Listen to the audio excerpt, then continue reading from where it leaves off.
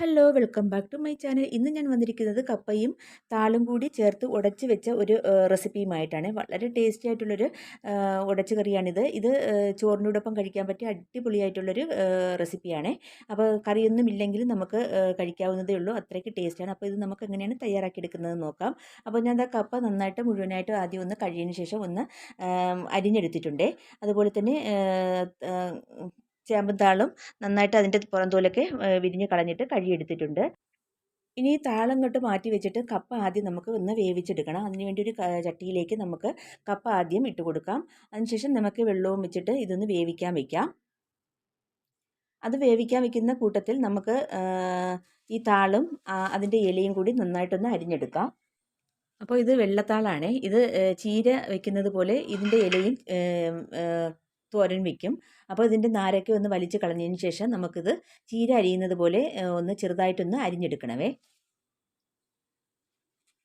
അപ്പോൾ നമുക്കിതൊന്ന് കഴുകിയെടുത്തിട്ട് ഒന്ന് ചെറുതായിട്ടൊന്ന് അരിഞ്ഞെടുക്കാം.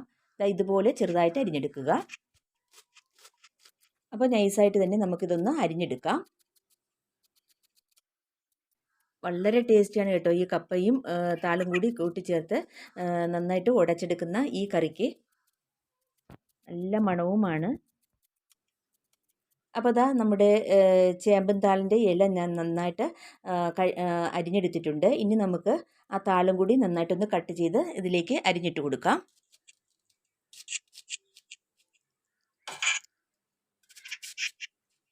അപ്പോൾ വണ്ണമുള്ള താളാണെങ്കിൽ ഇതുപോലെ ഒന്ന് നെടുകെ ഒന്ന് പിളർന്ന് കൊടുത്തിട്ട് ചെറുതായിട്ടൊന്ന് അരിഞ്ഞിടുക കേട്ടോ.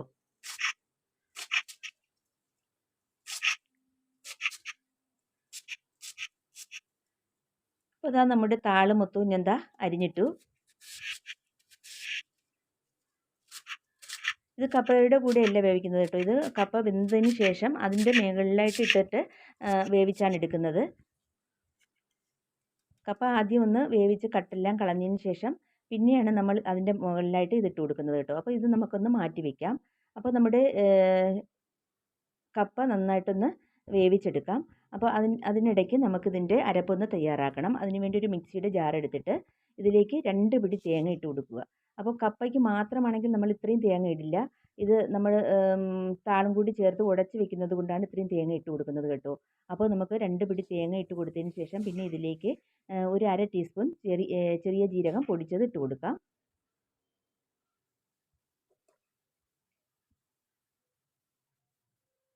ജീരകവും കൂടി ഇട്ട് കൊടുത്തതിന് ശേഷം പിന്നെ ഇതിലേക്ക് 1/2 ടീസ്പൂൺ മഞ്ഞൾപ്പൊടി ഇട്ട് കൊടുക്കാം.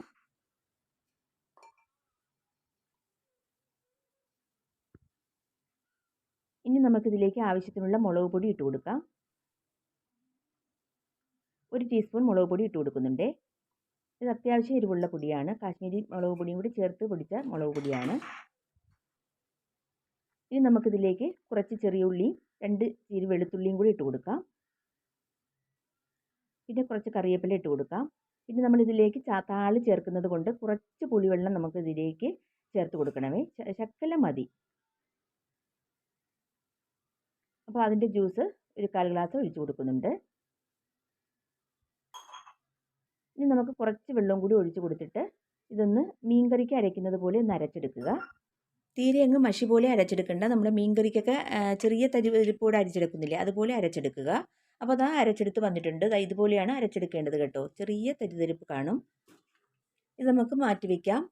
അപ്പോൾ നമ്മുടെ ഇതാ മരിച്ചീനി ഈ സമയം തിളച്ച് നന്നായിട്ട് വെന്തിട്ടുണ്ട് കേട്ടോ. ഇനി നമുക്കിതൊന്ന് ഇളക്കി കൊടുത്തതിന് ശേഷം ഈ വെള്ളം അത്രയും ഊറ്റിക്കളയാം. ഇത് നന്നായിട്ട് വെന്തിട്ടുണ്ട്.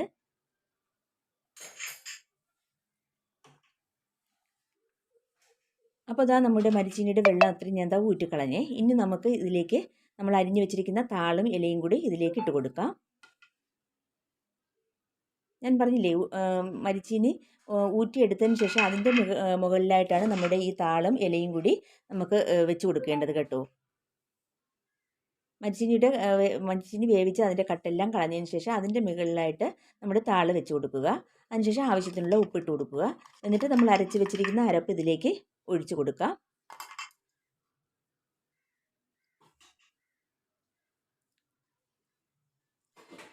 അരപ്പും കൂടി ഒഴിച്ച് കൊടുത്തിട്ട് കുറച്ച് ജാർ കഴിയ വെള്ളവും കൂടി ഇതിലേക്ക് ഒഴിച്ച് കൊടുക്കുക. അപ്പോൾ ഒരു അര കപ്പ് വെള്ളം കൂടി ഞാൻ ഇതിലേക്ക് ഒഴിച്ച് കൊടുക്കുന്നുണ്ട്. കാരണം ഇത് ചെറിയ തീയിലിട്ട് വേവിക്കുമ്പോൾ നന്നായിട്ട് ഈ താള് വെന്ത് കിട്ടണ്ടേ, അതിനാവശ്യമായിട്ടുള്ള വെള്ളവും കൂടി ചേർത്ത് കൊടുക്കുക കേട്ടോ.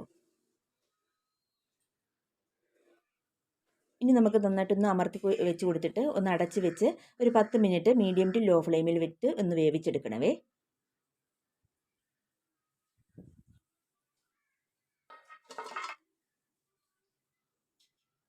അപ്പോൾ ഇതാ മീഡിയം ടു ലോ ഫ്ലെയിമിലിട്ട് വേവിച്ചെടുത്തിട്ട് 10 മിനിറ്റ് ആയിട്ടുണ്ട്. ഇനി നമുക്കിതിൻ്റെ അടപ്പ് നീക്കാം. ഇപ്പോൾ ഇതാ നമ്മുടെ ഒഴിച്ച വെള്ളമെല്ലാം വറ്റി താളൊക്കെ നന്നായിട്ട് വെന്തിട്ടുണ്ട് കേട്ടോ. അരപ്പ് നന്നായിട്ട് ആവി കയറി വെന്തിട്ടുണ്ട്. ഇനി നമുക്ക് നന്നായിട്ട് ഇതൊന്ന് ഉടച്ചെടുക്കാം. ആദ്യം ഫൈനായിട്ട് ഉടച്ചെടുക്കണ്ട, ഒന്ന് ചെറുതായിട്ടൊന്ന് ഉടച്ച് കൊടുത്തതിന് ശേഷം ഒരു വറവും കൂടി ഇട്ട് കൊടുത്തതിന് ശേഷം നമുക്കിത് നന്നായിട്ടൊന്ന് ഇളക്കി കൊടുക്കാവേ. അപ്പോൾ ഇത്ര ആദ്യം ഉടച്ചെടുത്താൽ മതി. ഇനി നമുക്കിതിലേക്ക് ഒരു വറുക് താളിച്ചൊഴിക്കണം. അതിനുവേണ്ടി ഒരു ചെറിയൊരു സോസ് പാൻ അടുപ്പത്ത് വയ്ക്കുക. ഇനി ഇതിലേക്ക് ആവശ്യത്തിനുള്ള വെളിച്ചെണ്ണ ഒഴിച്ച് കൊടുക്കാം.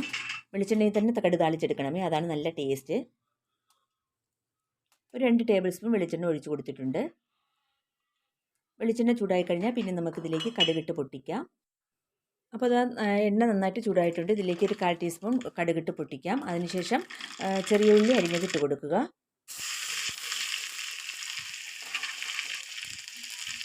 എന്നിട്ട് ആവശ്യത്തിനുള്ള വറ്റൽമുളകും കറിവേപ്പിലയും കൂടി ഇട്ട് കൊടുക്കുക. എൻ്റെ വറ്റൽമുളക് ഇല്ലായിരുന്നു കേട്ടോ, ഞാൻ കറിവേപ്പില മാത്രം ഇട്ട് കൊടുക്കുന്നുണ്ട്. ഈ വറുക് താളിച്ച് നമുക്ക് കപ്പയിലേക്ക് ഒഴിച്ച് കൊടുക്കാം. എന്നിട്ട് വീണ്ടും ഒന്നും കൂടി നന്നായിട്ടൊന്ന് ഇളക്കി കൊടുക്കാം. എത്ര ഇളക്കി കൊടുത്താലും നമ്മുടെ താള് ഉടഞ്ഞു ചേരില്ല കേട്ടോ. അത് ഇടയ്ക്കിടയ്ക്ക് കടിക്കാൻ കിട്ടുമ്പോൾ നല്ലൊരു ടേസ്റ്റാണ്. പിന്നെ ഈ താളിട്ട് കപ്പ ഉടച്ചത് കറിയൊന്നും ഇല്ലെങ്കിലും കഴിക്കാം. നല്ല മണവും ടേസ്റ്റുമാണ്. നല്ല മുളകിട്ട മീൻകറിയിലൂടെയൊക്കെ കഴിക്കാൻ നല്ല അടിപൊളിയാണ് കേട്ടോ. അപ്പോൾ വളരെ ടേസ്റ്റി ആയിട്ടുള്ള ഈ താള് ചേർത്തുള്ള കപ്പ ഉടച്ചത് നമുക്കൊരു സെർവിങ് പ്ലേറ്റിലേക്ക് മാറ്റി കൊടുക്കാം. അപ്പോൾ എല്ലാവരും ഒന്ന് ട്രൈ ചെയ്യുക. ട്രൈ ചെയ്തിട്ട് നിങ്ങളുടെ അഭിപ്രായങ്ങളൊക്കെ കമൻറ്റ് ബോക്സിൽ എഴുതി അറിയിക്കുക. പണ്ടത്തെ നമ്മുടെ ഉമ്മയൊക്കെ ഉണ്ടാക്കി തന്നിട്ടുള്ള ഒരു വിഭവമാണ് കേട്ടോ ഇത്. പണ്ടൊക്കെ ഈ താളൊക്കെ ചേർത്ത് എല്ലാത്തിലും താളൊക്കെ ചേർത്ത് വയ്ക്കുമായിരുന്നു. അപ്പോൾ അതിൻ്റെ ഓർമ്മയ്ക്ക് വേണ്ടി ഞാൻ ഒന്ന് ചെയ്ത ഒരു റെസിപ്പിയാണേ. അപ്പോൾ ഇന്നത്തെ വീഡിയോ നിങ്ങൾക്ക് എല്ലാവർക്കും ഇഷ്ടമായെന്ന് വിചാരിക്കുന്നു. വീഡിയോ ഇഷ്ടമായാൽ ലൈക്ക് ചെയ്യാനും ഷെയർ ചെയ്യാനും കമൻറ്റ് ചെയ്യാനൊന്നും മറന്നു പോകരുതേ. പിന്നെ എൻ്റെ വീഡിയോ ആദ്യമായിട്ട് കാണുന്ന കൂട്ടുകാരും കണ്ടിട്ട് ഇതുവരെ സബ്സ്ക്രൈബ് ചെയ്യാത്ത കൂട്ടുകാരും ഉണ്ടെങ്കിൽ പ്ലീസ് ഒന്ന് സബ്സ്ക്രൈബ് ചെയ്തൊന്ന് സപ്പോർട്ട് ചെയ്യണേ. ആ തൊട്ടടുത്ത ബെൽ ബട്ടനും കൂടി ഒന്ന് പ്രസ് ചെയ്ത് ഓൾ എന്ന ഓപ്ഷനും കൂടി എനേബിൾ ചെയ്താൽ ഞാൻ ചെയ്യുന്ന എല്ലാ വീഡിയോസിൻ്റെയും നോട്ടിഫിക്കേഷൻ കറക്റ്റായിട്ട് നിങ്ങൾക്ക് എത്തും. അപ്പോൾ പ്ലീസ് സബ്സ്ക്രൈബ് ചെയ്തൊന്ന് സപ്പോർട്ട് ചെയ്യുക. നിങ്ങളുടെ സപ്പോർട്ട് ഉണ്ടെങ്കിൽ മാത്രമേ നമുക്ക് മുന്നോട്ട് പോകാൻ കഴിയുകയുള്ളൂ. തുടർന്ന് അങ്ങോട്ട് നിങ്ങളുടെ സപ്പോർട്ട് ഉണ്ടാകുമെന്ന് പ്രതീക്ഷിക്കുന്നു. അപ്പോൾ ഇതുപോലുള്ള നല്ല വീഡിയോസുമായി വീണ്ടും വരാം. അതുവരേക്കും എല്ലാവർക്കും താങ്ക്